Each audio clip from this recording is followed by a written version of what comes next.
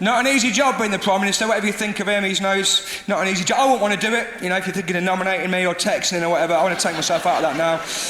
It's too much responsibility in a job, that is. I could not have a job with that level of responsibility, it would freak me out. I think the maximum responsibility I could deal with in a job would be being the guy who's in charge at the top of a water slide. I think I could do, you know, that guy whose whole day is just this.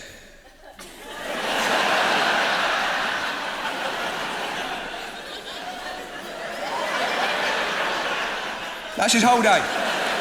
I think I could do that. I think that's the maximum I could do. I saw somebody doing that job once, right? Finish his shift and then go down the stairs. What are you doing? It's not how you clock off in that job. But since having my little lad, I've had to be responsible. You know, you've got to be a responsible adult, responsible parent. Any parents in? Yeah, it's good, isn't it? It's stressful. It's stressful, not for me, for my little boy. Very stressful being a baby, very stressful. His socks just fall off all day. Just at random, throughout the day, you look down, oh, his socks are off again. Imagine what that would do to you as adults if that was happening to you. Your mental health would be in the toilet if you were going through that. I'm amazed, is it more babies' first words when they learn to speak? What the fuck's going on with these socks? Seriously.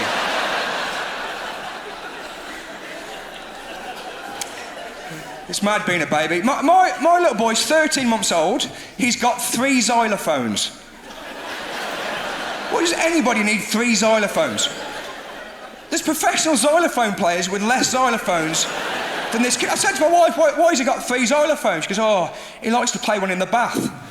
Yeah, of course, it was like some kind of fucking eccentric billionaire. What is going on here? We can put 2 of them away. Surely we can put 2 of them away. It's great, I'm loving having him. We tried for a long time to have a baby, me and my wife. We tried for years and years and years. We didn't think it was going to happen for us, and it nearly broke us up. It was a very difficult time, but he's here now, and it's amazing. His birth was incredible. I'll never forget his birth for as long as I live. There's only a few things that I'll remember vividly forever in my life. One is the birth of my little boy. The other thing I'll never forget where I was when I heard the news that Michael Jackson had died. Now, it was Glastonbury Festival, 2018, which is a full 9 years after his death.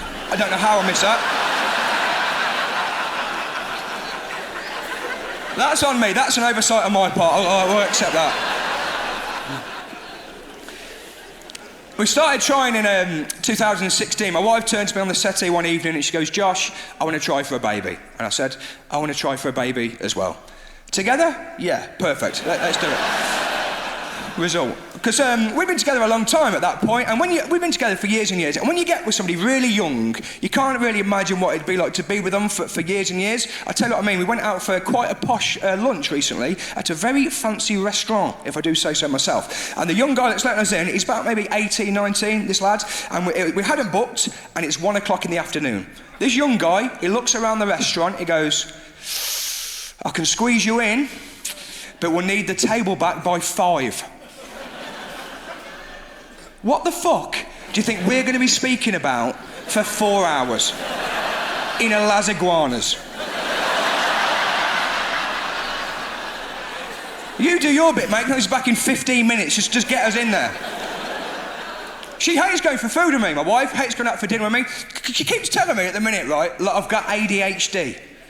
She keeps saying to me, Josh, you've got ADHD. I think you've got ADHD. I think you should get tested. I think you've got ADHD. Yeah, well, I think that's a very arrogant thing to tell somebody they've got if you're not a doctor.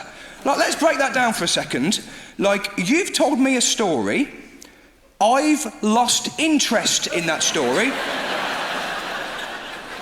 And your first thought is that I must have some kind of psychological condition.